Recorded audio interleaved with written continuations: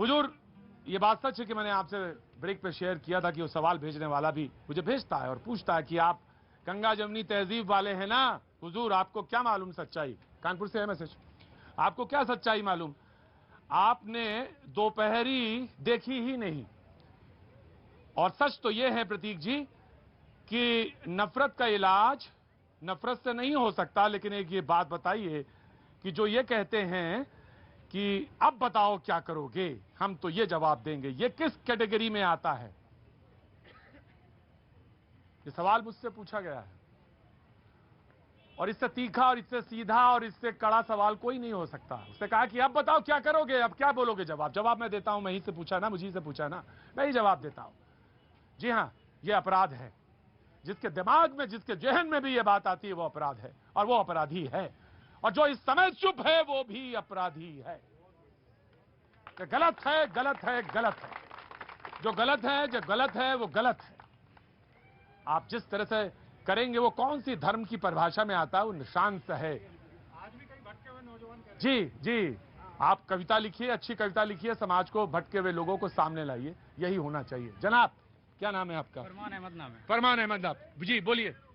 जी, हमारा कहना का यह है कि देश में जो आज जो हो रहा है, ये कत्ल हुआ राजस्थान में, तो ये हो क्यों रहा है, हमें ये सोचना चाहिए। क्या बात है? जैसे कि हम हिंदू हैं या आप मुसलमान हैं, हमें हिंदू अच्छा लग रहा है, आपको मुसलमान, लेकिन किसी ना किसी दिन कोई बुराई निकाल देता है कि ये बुरा है। भाई अगर बुरा है तो बुरा रहने दो, हमसे क्या मतलब, हम अपना धर्म पे हम अपने धर्म को मानेंगे, लेकिन बुरा बोलने की जरूरत है क्या हमें? अब बोल दिया, जैसे आज देश में चल रहा है, चुनावी माहौल चल रहा है हर जगह, तो क्या करता है इंसान को परेशान कर, प्रोवोक करता है, मतलब उकसाता है उसको, उकसाते फिर ऐसे इंसान कुछ आके बोल देता है, जैसे कि कुछ भी इंसान बोल देता है तो वही होता है, न्यूज रिपोर्टर वाले कुछ बना देते हैं, फिर इसके बाद धीरे धीरे उबलते एक मुद्दा बन जाता है। क्या नाम है आपका? फरमान अहमद। फरमान अहमद से बेहतर, मैं आपको विशाल जी, मैं आपकी बात, फरमान अहमद से बेहतर कमेंट अभी तक किसी ने नहीं किया है।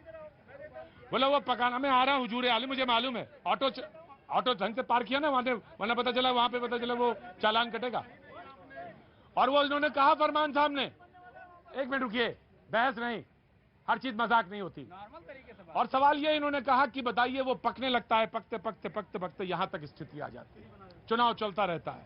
सच है, तो चुनाव की भी बात करी और समाज में पकता रहता है, सब में कमियां हैं, तो हम अपनी कमियों को जानते हैं, हम बोलते क्यों हैं? हम पकाते हैं, बोलते उस तक लाते हैं कि उकसा देते हैं। ऑफ कोर्स इतने चिरौरी करने की जरूरत ही नहीं है। आपका प्रोग्राम है, क्या नाम है साहब? मेरा नाम शिवम राजपूत है सर। जी शिवम जी। और मैं गांव से आया हूं सर। कौन सा गांव है? मैं आगरा से हूं सर। हाँ जी। और मैं आपके लिए ही स्पेशली आया हूं सर। हाँ। मैं एक बात कहना चाहता हूं सर, इस तरीके से ये लड़की 2-3 लड़कों ने मिलकर उस आदमी को मारा है, इस तरीके से मारा है जैसे कोई मुर्गी को हलाल करता है, लेकिन ये सर बहुत गलत किया है। गलत नहीं, गलत कर रहे हैं। सुनो सर, इतना सर गंदा है ये। और सर मैं एक बात और कहूंगा, वो क्या समझते हैं कि दूसरे को मार के वो डर गए हम लोग, ये उनके अंदर गलत फहमी हो रही है, उनके अंदर गलत फहमी है सर। हम आज भी कह रहे हैं कि अपना भाईचारा रखो, हमारे गांव में 2-4 मुसलमान के घर हैं, क्या हम भी ऐसे ही करें उनकी तरह? बताओ, हमारे यहाँ काफी टाइम से रह रहे हैं, हम उनके साथ कभी आज तक गलत नहीं बोलते सर। भाईचारा हमारा सबके साथ है, मिलजुल के रहते हैं। क्यों रहते हैं सर हम?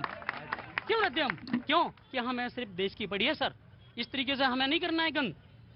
अगर ऐसे करेंगे सर तो कल के लिए हमें भी सर गुस्सा आएगा कि नहीं आएगा? ये बात हुई, ये बात हुई।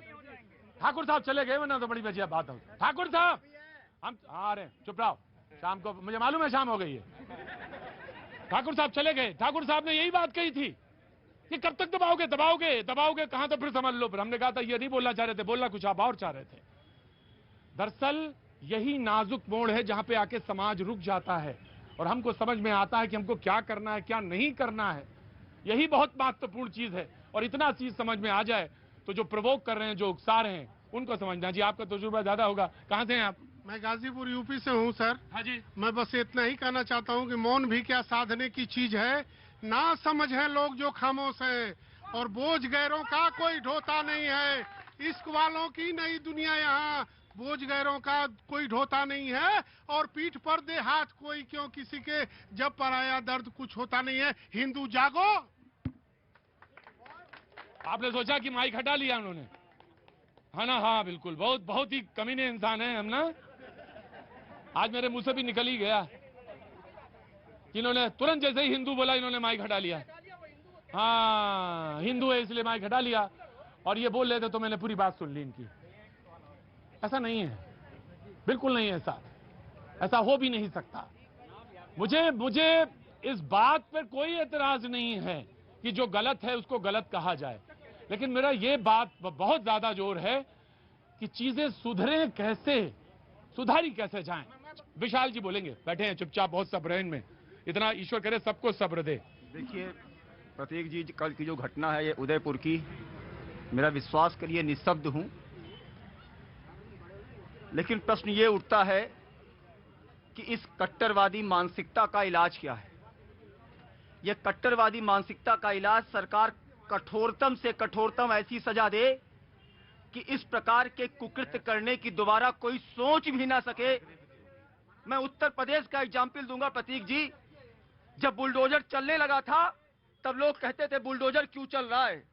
आज देखिए दोबारा पत्थर ये अब लाइए गार्ड को। हाँ। दोबारा पत्थर चलाने की हिम्मत यूपी में नहीं है। भय बिन होए ना प्रीति, ये तुष्टीकरण का जुमला सहते सहते आज ये स्थिति पहुंच गई है। छोड़ते रहे चलता है। आदरणीय प्रधानमंत्री श्री नरेंद्र मोदी जी ने परसों जर्मनी में कहा था कि अब चलता नहीं है, करना पड़ता है, हम आगे बढ़ रहे हैं। अब ये जो तुष्टीकरण चली ना बार बार, इसके पीछे घरेलू साजिश के साथ साथ अंतर्राष्ट्रीय साजिशें हैं प्रतीक जी। और विशेषकर ये जो हमारे बीच में बयान बहादुर हैं, बयान देकर तो आप चले जाते हैं, लोगों पर उसका क्या फर्क पड़ता है इसका अंदाजा है आपको। काम आप कर रहे हैं, देखिए सुन लीजिए सुनिए मेरी बात को। बहुत देखिए, किसी भी सभ्य समाज में, भारत जैसे लोकतांत्रिक देश में, जहां सबका साथ, सबका विकास, सब धर्म संभव, डिस्क्रिमिनेशन किसी के साथ नहीं, दुनिया को वसुधैव कुटुंबकम हमने दिया, इस कुकृत्य की किसी भी तरह जगह नहीं हो सकती। इसलिए वो बयान बात की बात कर रहा हूँ जो प्रोवोक करते हैं, वो तो प्रोवोक करके चले गए, उकसाना मैं वही कह रहा हूँ। प्रतीक जी, होता क्या है जब आप एक प्लेटफॉर्म पर होते हैं, आपके द्वारा कही गई बात को लोग सुनते हैं, हो सकता है उनके पास इतनी सोच और समझ ना हो कि ये आपके वोट बैंक का इशारा है, लेकिन वो तो बहकावे में आके काम कर जाए। यही बात बेटा, शांति के साथ खड़े रहना। यही बात है कि जरूरी नहीं कि सबके समझ में वो बात आ जाए। आपने बात कही और उकसाया आपने, ये नहीं होना चाहिए, बिल्कुल नहीं होना चाहिए, और ये गलत, बिल्कुल खड़े रहो चुपचाप, और ये होना नहीं चाहिए, बिल्कुल नहीं होना चाहिए। पहले जिस दिन ढंग से आना सीखोगे बगैर शराब पिए, उस दिन पूछूंगा। जी प्रतीक जी, देखिए बड़ा संवेदनशील ये और बहुत मुश्किल समय है देश के लिए। मेरे को ये लगता है कि आपने एक बहुत अच्छी पहल करी है जहां पे आप ये ढूंढने की कोशिश कर रहे हैं जो भी ये देश में कुछ भी चल रहा है इसका समाधान क्या है।